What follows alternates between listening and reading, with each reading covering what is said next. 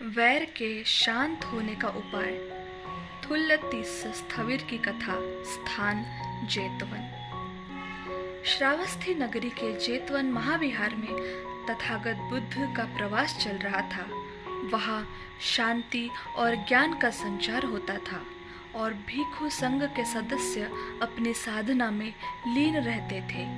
इसी संघ में थुल्लतीस नामक एक वृद्ध भिक्षु भी थे, जो हाल ही में संन्यास लेकर संघ में सम्मिलित हुए थे। थुल्लतीस का स्वभाव संघ की परंपराओं से मेल नहीं खाता था। वे अपने से वरिष्ठ भिक्षुओं का सम्मान नहीं करते थे और उनका व्यवहार अकड़ और अहंकार पूर्वक था।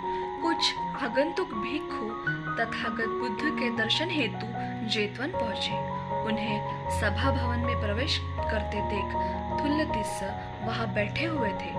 आगंतुक भिक्षुओं ने उन्हें देखकर सोचा कि वे महास्थविर हैं और उन्होंने उनकी सेवा करना आरंभ कर दिया। कोई उनके पैर दबा रहा था तो कोई सेवा कार्य पूछ रहा था। थुल्लतीस यह सब देखकर चुपचाप बैठे रहे और किसी को कुछ नहीं बताया। कुछ समय बाद एक युवा भिक्षु ने उनसे उनकी उम्र के बारे में पूछा।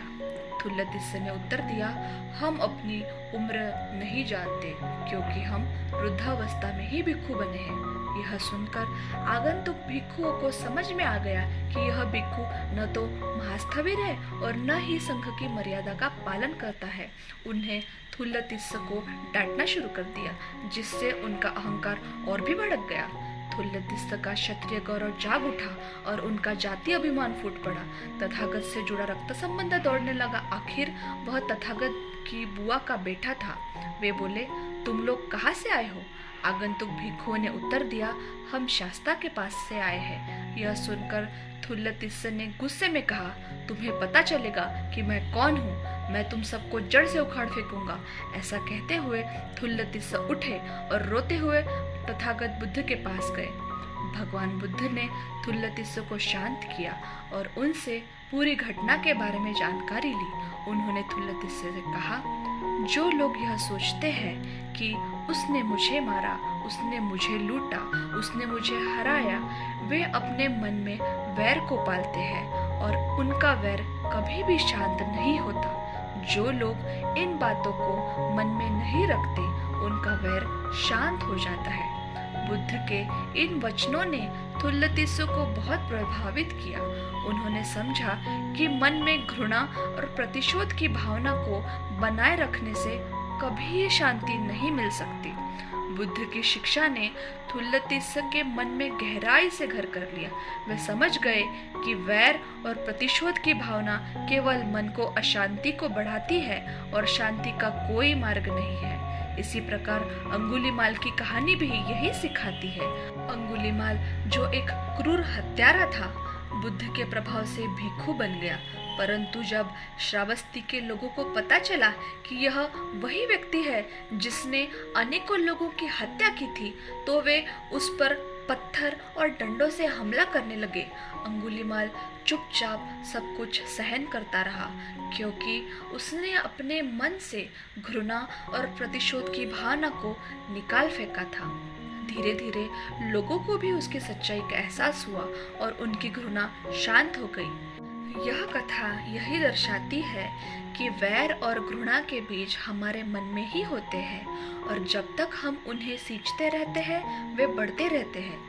लेकिन जब हम इन नकारात्मक भावनाओं को त्याग देते हैं, तो हमारे मन में शांति का संचार होने लगता है। जैसे महान सम्राट अशोक ने कलिंग युद्ध के बाद घोर पछतावे के साथ धम्म का मार्ग अपनाया और उनके हृदय में व्याप्त क्रोध और घृणा शांत हो गई।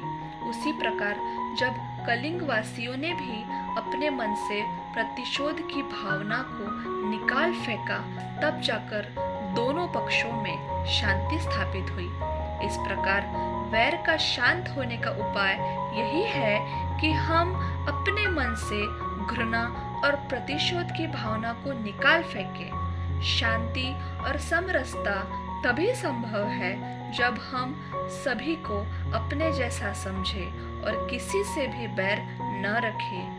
यही वह मार्ग है जिससे हम सच्ची शांति प्राप्त कर सकते हैं और एक दूसरे के प्रति सद्भावना और करुणा का व्यवहार कर सकते हैं।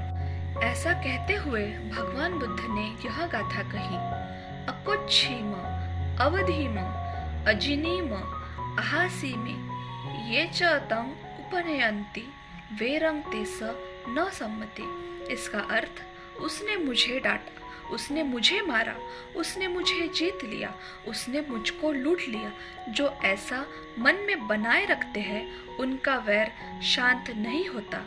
उसके विपरीत भगवान बुद्ध ने यह गाथा कही है, अकोच्छीम अवधीम अजिनीम अहासीम ये तं न उपनयन्ति वेर तेषुपसम्मति।